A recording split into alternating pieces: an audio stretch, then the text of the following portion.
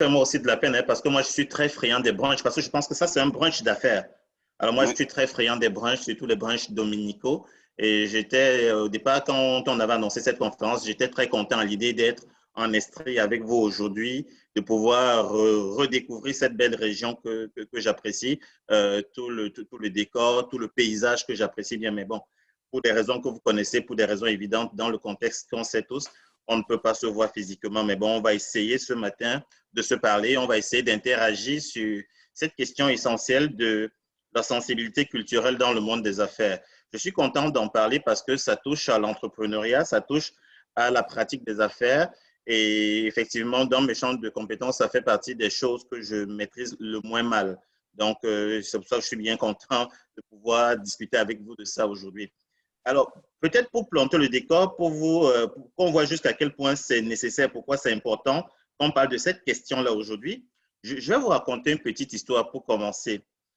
Il y a quelques années, j'accompagnais, puisque je travaille aussi, comme vous l'avez dit, en l'accompagnement à l'internationalisation des entreprises. Alors, il y a une entreprise nord-américaine très bien implantée aux États-Unis, bien implantée au Canada, le Québec et l'ouest du Canada, qui avait décidé en fait de se déployer à l'international.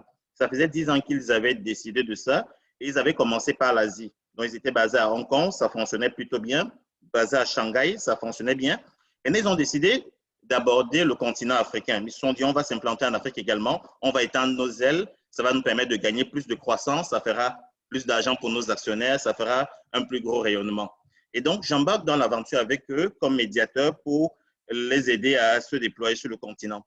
Alors, ça a pris des mois de négociation, des mois de travail, et puis quand il a fallu faire un voyage pour aller faire le closing du deal, comme on a l'habitude de dire, pour aller régler le tout, alors, il y avait 3 pays, un pays du Maghreb, un pays d'Afrique de l'Ouest, un pays d'Afrique centrale. Et puis, il fallait faire une ronde pour faire des ententes de partenariat et pouvoir démarrer. Et donc, la directrice des affaires internationales de cette institution, c'est celle qui devait faire le voyage avec moi. Et elle me dit, bon, on va peut-être prendre 4, 5 jours, on va faire chacun des jours, chacun des pays, on va y même passer un jour et puis rapidement, on y va. Je lui dis, ah, ma connaissance de l'environnement me laisse entrevoir que ce serait peut-être mieux qu'on cale 10 jours. Parce que un jour par pays, un jour et demi par pays, je pense pas. Calons 10 jours, je pense que ça devrait aller. Finalement, c'est passé, ils ont accepté qu'on y aille pour 10 jours. Parce que pour eux, c'était vraiment vision nord-américaine. Time is money, on a le temps, c'est de l'argent, on n'a pas de temps à perdre. J'ai dit non, non, prenez votre temps, une dizaine de jours. Effectivement, on fait le déploiement sur le continent et il y a quelque chose qui s'est passé aux 3 endroits. On arrive dans un pays d'Afrique de l'Ouest. Notre hôte, celui avec qui on doit signer un partenariat, il nous accueille, on discute, il nous installe. Le lendemain, il vient nous chercher, il nous amène voir ses plantations, il nous amène voir les chantiers sur lesquels il travaille. On monte, on descend, on va au restaurant. Alors, mon contact nord-américain me dit, mais à quel moment est-ce qu'on va discuter de nos affaires? Parce que là, depuis, il n'a pas parlé du projet, qu'est-ce qu'on fait? Je lui dis, prends ton mal en patience, on va y arriver. Alors, toute la journée est passée, il nous a fait découvrir la ville, on a discuté de tout, on a parlé de politique, de géostratégie, mais on n'a pas parlé de ce pourquoi nous étions là. Alors, le soir, l'hôtel s'est impatienté et me dit, mais à quel moment on va en parler? Parce qu'on a un contrat à signer, c'est important qu'on lui montre c'est quoi nos états de service, qu'on lui montre les contrats qu'on a déjà signés ailleurs, qu'on lui explique un peu notre vision stratégique. Je lui dis, laisse tomber, il sait pourquoi on est là. Prends ton mal à patience, on va y arriver. Donc, c'est quasiment à la fin du deuxième jour, autour d'une table, pendant une demi-heure, qu'on a finalement discuté de ce pourquoi on était là. Ça s'est déroulé rapidement en une demi-heure, mais ça s'est très bien déroulé parce qu'il avait déjà pris la peine de regarder tous les tests qu'on lui avait envoyés, tous les contrats, les faits paraffés par son conseil juridique, son conseil légal, tout avait été correct. Donc, cette partie était déjà réglée. Mais il avait besoin de prendre contact avec le partenaire nord-américain. Ce que j'ai expliqué à la dame, en fait, c'est que la perspective nord-américaine qu'on n'a peut-être pas et qu'ils ont là-bas, ce n'est pas pour dire que c'est bien ou c'est mauvais, mais ils ont une particularité, c'est que pour lui, le partenaire africain, il veut développer une relation d'affaires à long terme avec vous. Et donc, pour lui, la relation personnelle, la connexion personnelle est éminemment importante. Il n'embarquera jamais dans un contrat qui porte sur l'avenir, qui porte sur 5 ans, sur 10 ans, sur 20 ans, comme le contrat que nous sommes venus signer, s'il n'est pas sûr que ça matche personnellement avec son vis-à-vis, s'il n'est pas persuadé qu'il y a une forme d'alchimie entre vous et lui. Parce que ça, c'est un peu comme un mariage. Ils vous êtes pris ensemble pour une longue durée. Donc, il faut qu'il soit sûr que quelque part, ça fonctionne. Donc, ça peut paraître anodin, Mais la raison pour laquelle il nous a baladé pendant les 2 jours, il nous a fait parler de tout. Il était quelque part en train de faire un test. Il voulait voir jusqu'à quel point on est connecté, jusqu'à quel point est-ce qu'on est aligné. Est-ce que idéologiquement on est aligné pareil? Est-ce qu'en termes de sensibilité, ça fonctionne?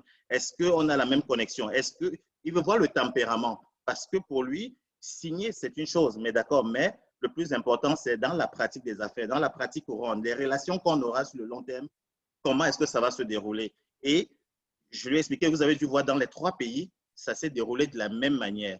À aucun moment on est arrivé et puis on a commencé à discuter immédiatement de, bon, qu'est-ce qu'on fait, ce sera quoi le rôle de chacun, quelles sont les obligations de l'un, les obligations de l'autre. Ils ne feront jamais, jamais ça. Jamais ça ne fonctionnera comme ça. Alors si on arrive, étant très pressé en se disant, nous sommes venus, on a 2 jours, on a 48 heures, on vient, on signe un contrat et on reprend notre avion, ça ne fonctionne pas. Ça, c'est la meilleure manière de faire foirer le deal. C'est important pour lui de pouvoir discuter de vous, vos enfants, comment ça va, votre femme, votre épouse, votre chien. Il veut discuter de ça avec vous parce que c'est comme ça qu'il crée ce pont-là, c'est comme ça qu'il crée ce dialogue-là. Donc, au fond, je vous raconte ça pourquoi? C'est parce qu'il était important, en fait, pour moi, de montrer aux partenaires nord-américains avec qui on allait, de lui expliquer qu'en fait, des choses se font différemment. Dans ces contextes-là, le temps familial, le temps personnel est valorisé et les relations personnelles doivent être établies d'abord avant que les questions de travail ne soient abordées. Que ce soit dans un deal d'affaires ou que ce soit dans une entreprise où on a un nouveau dirigeant qui arrive et qui veut prendre le contrôle de l'équipe, qui veut mobiliser des équipes, c'est toujours important. Chaque fois qu'il y a une réunion de prise de contact, si elle doit durer 1 heure, cette première réunion de prise de contact, je vous assure qu'il y a au moins 45 minutes qui va être prise pour discuter de questions essentiellement non professionnelles. On va discuter de la famille, des enfants, de la vision de tout, avant de commencer à parler d'affaires. Que ce soit avec des collègues, que ce soit avec des clients, avec des fournisseurs, avec des partenaires d'affaires, c'est comme ça que ça fonctionne là-bas. Est-ce que c'est bien, est-ce que c'est mal? Là n'est pas la question. C'est un état de choses, c'est un état de lieu, c'est une donnée, c'est une variable contextuelle qui existe et qu'on doit prendre en considération. On ne peut pas faire autrement que de tenir compte de ça dans notre pratique des affaires. Alors, c'est de ça qu'il est question aujourd'hui, de sensibilité culturelle. La sensibilité culturelle, c'est quoi? C'est cette volonté-là de reconnaître qu'il y a des différences culturelles, sans nécessairement porter de jugement sur ces différences, mais de savoir qu'il y a des différences, qu'il y a des façons de faire qui sont différentes dans une région, dans d'autres pays, venant d'autres personnes, et que ces éléments-là peuvent moduler la qualité de la relation professionnelle ou la qualité de relation d'affaires qu'on peut avoir avec eux. Et donc, il faut prendre conscience de ces différences-là.